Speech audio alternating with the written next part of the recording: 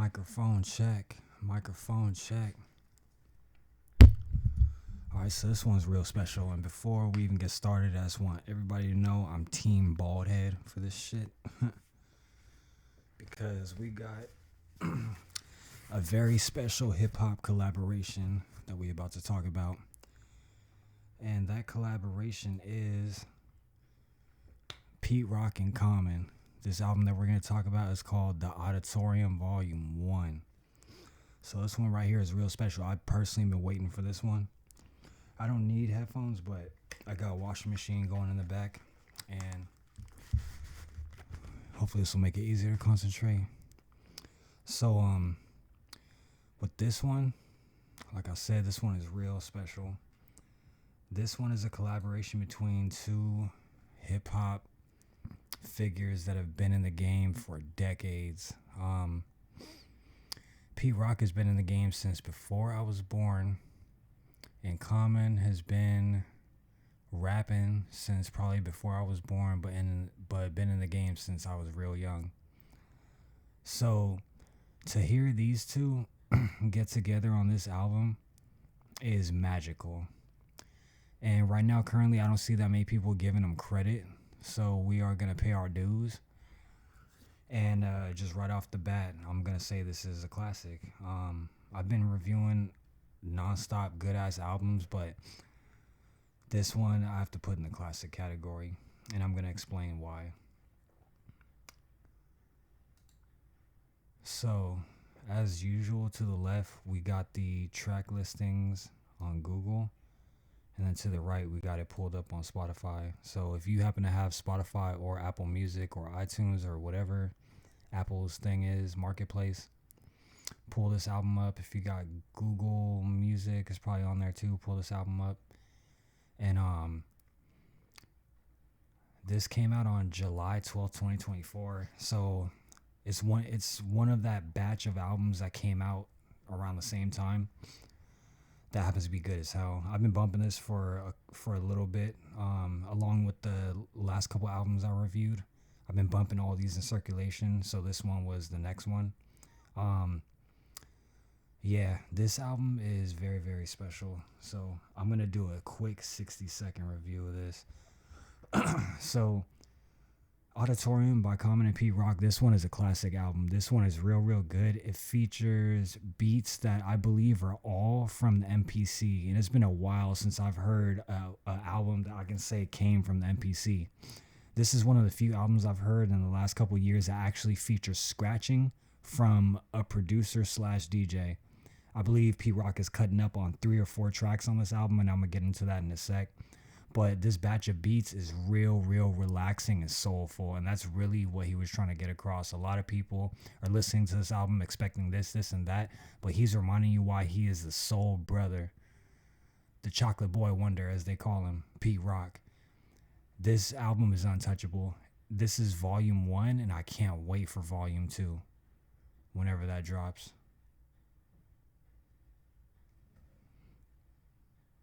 Yeah.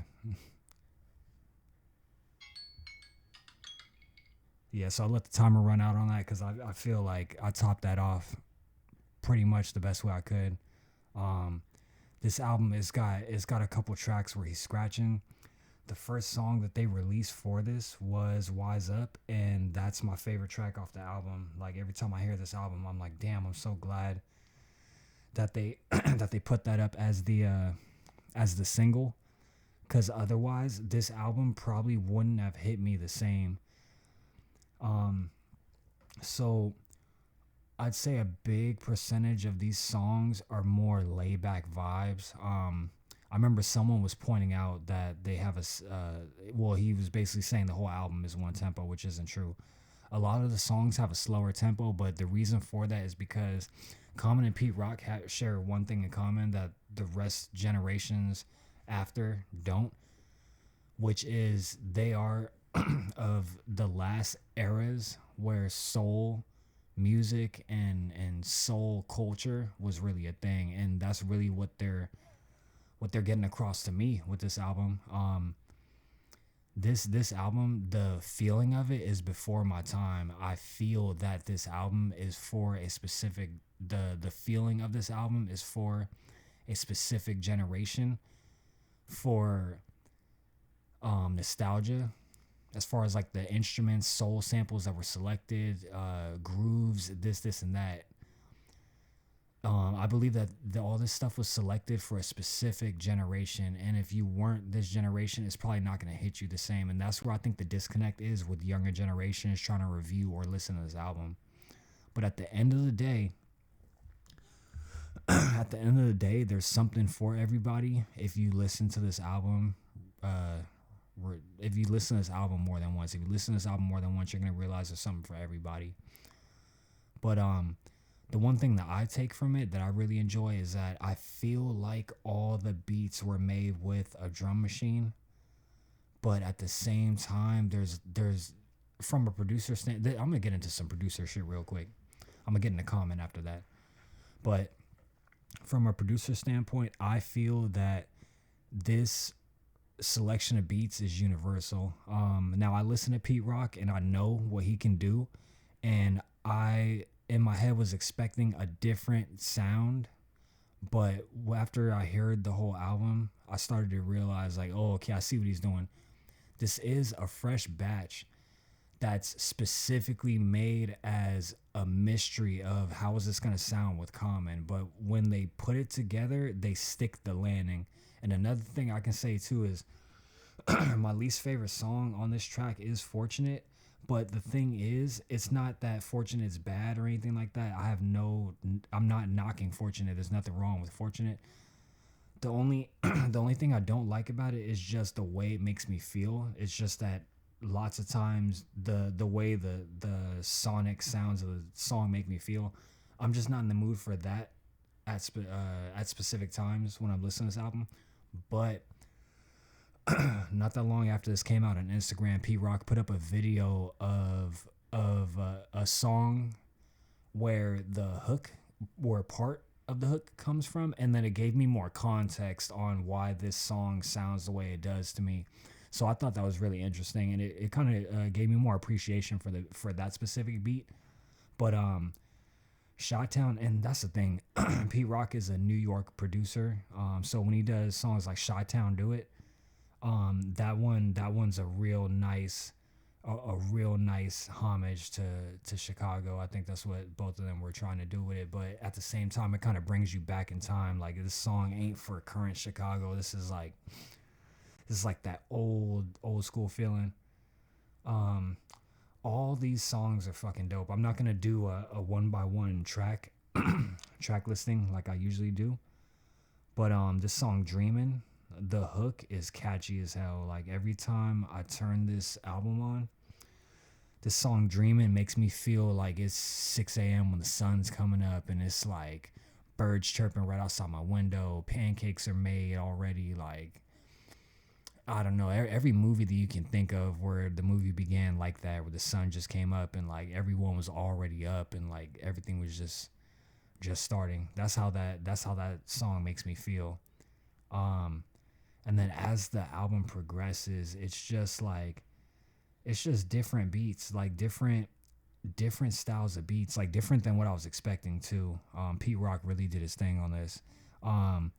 Common is in my opinion, I really got to start giving him more credit as an MC, because the thing is with me and Common, it's kind of like whenever I listen to his albums, I'm always like, oh, okay, this is another Common album I like. I put this in my list of Common albums I like. But realistically, the way I need to look at it now is that this dude is a god MC, and here's why.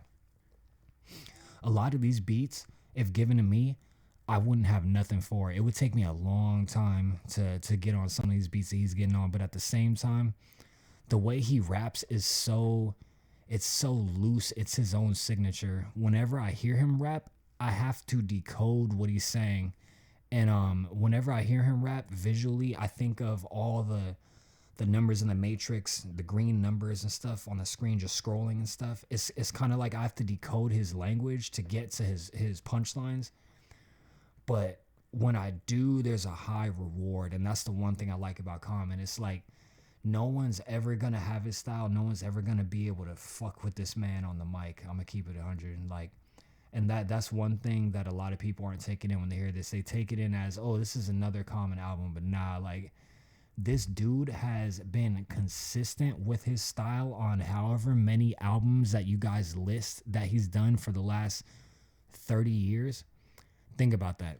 So one thing that people try to knock him for is having the same style on every song, but you got to look at it like this. His style is consistent for several albums, for several decades.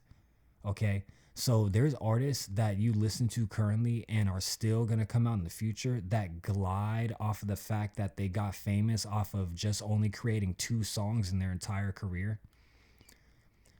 So think about that, because I've seen this shit happen since MySpace days and no one talks about it. There's people who make one song, they get in a studio that is worth $1 million and they make one fucking song, and that shit happens to spread across all their friends, and the friends' social media gets it even bigger and bigger and bigger, and then they follow that up with another song and get bigger. Then they get signed, and then after they get signed, they have to make an album, and then you realize that they can't do fucking shit. So that's the point that I want to make for everybody who wants to hate on not just this album, but just albums in general. Like, whenever you talk about a hip-hop album, you better come with that shit. So here's the thing. This dude has been consistent with his own style, his organic style that he created that no one can imitate. And a lyricist at the level of mine is telling you that he has to decode this language to get to the punchlines. That means that this dude is saying some next level shit in some of his bars. And that's really more than you can ask for. Like, even if he only dropped one of them for the whole album and the rest of the album was filler, he's still coming with it in a creative way more creative than, I don't know, the last 2 decades of what's been played on the radio in every fucking state across the country. So this is one of the only albums that has actual scratching. No one's gonna say shit about that. So when you hear Wise Up, at the end you'll hear a real DJ start cutting up.